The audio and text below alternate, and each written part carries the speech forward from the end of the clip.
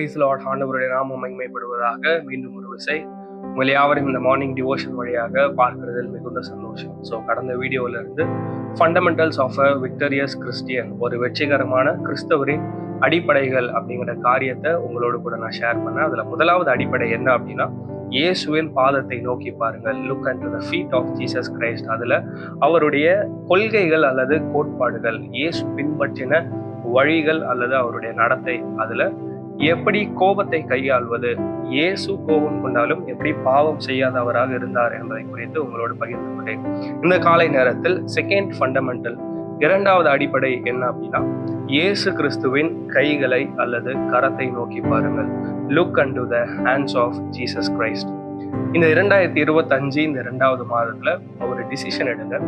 என்ன டிசிஷன் அப்படின்னா, யாருடைய கையையும், அதாவது எந்த ஒரு மனிதருடைய கையும் நான் என்ன பண்ண மாட்டேன் அப்படின்னா நோக்கி பார்க்க மாட்டேன். எனக்கு என்ன ஒரு உதவி தேவை அப்படின்னாலுமே நான் இயேசு கிறிஸ்துவின் கரத்தை அல்லது கைகளை நோக்கி பார்க்கிற நபராக இருப்பேன், அல்லது இயேசுவனுடைய கரத்தை மட்டுமே நோக்கி பார்க்கிற கண்களை உடைய நபராக நான் இருப்பேன் அப்படின்னு ஒரு டிசிஷன் எடுங்க.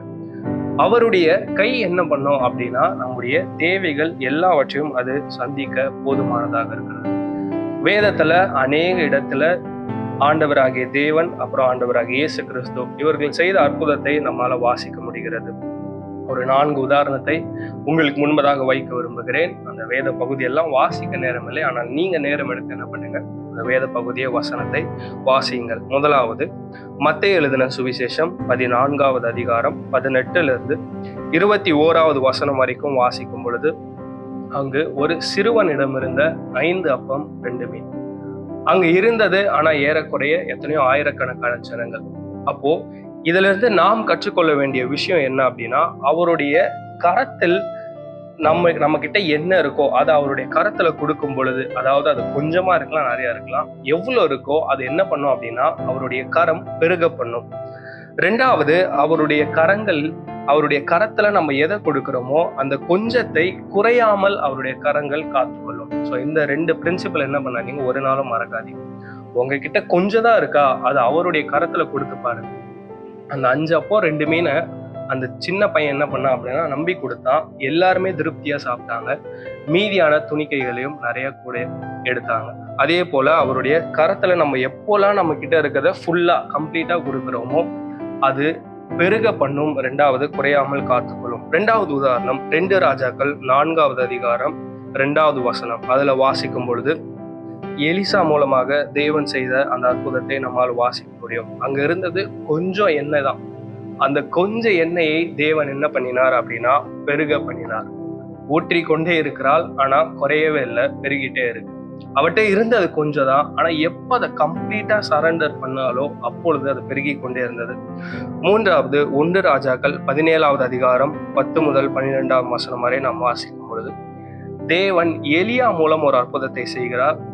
அங்கே ஒரு விதவைக்கு அவகிட்ட இருந்த கொஞ்சம் மாவு, கொஞ்சம் எண்ணெய், அதை என்ன பண்ணார் அப்படின்னா குறையாமல் காத்துக்கொண்டார். இதே போலதான் நம்ம கிட்ட என்ன இருக்கோ அதை தேவனுடைய கரத்துல முழுமையா கொடுப்போம்.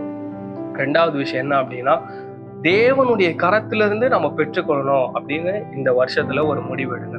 நிறைய நேரத்துல எனக்கு வருகிற ஆசீர்வாதங்கள் என்னுடைய திறமையினால வரணும், என்னுடைய கடின உழைப்பினால வரணும், என்னுடைய ஹார்ட் ஒர்க், என்னுடைய டேலண்ட், என்னுடைய ஸ்கில்ஸ் இதனால வரணும் அப்படின்னு நம்ம நினைக்கிறோம். இல்லை, அப்படி வராது. அவருடைய கரத்திலிருந்து எதெல்லாம் வருதோ அது எல்லாமே நிரந்தரமாக இருக்கும். அதுக்கப்புறமா அது முழுமையாக இருக்கும். அப்படிப்பட்ட ஆசீர்வாதங்களை பெற்றுக்கொள்வோம். ஒரே ஒரு வசனத்தை வாசிக்கிறேன். சங்கீதம் 121:1.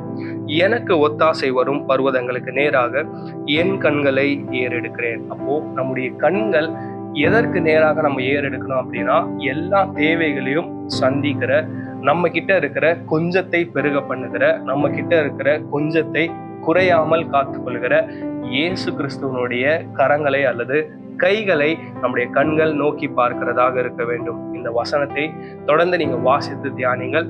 3வது அடிப்படையை அடுத்த வீடியோ நான் ஷேர் பண்றேன். தேங்க்யூ. God bless you.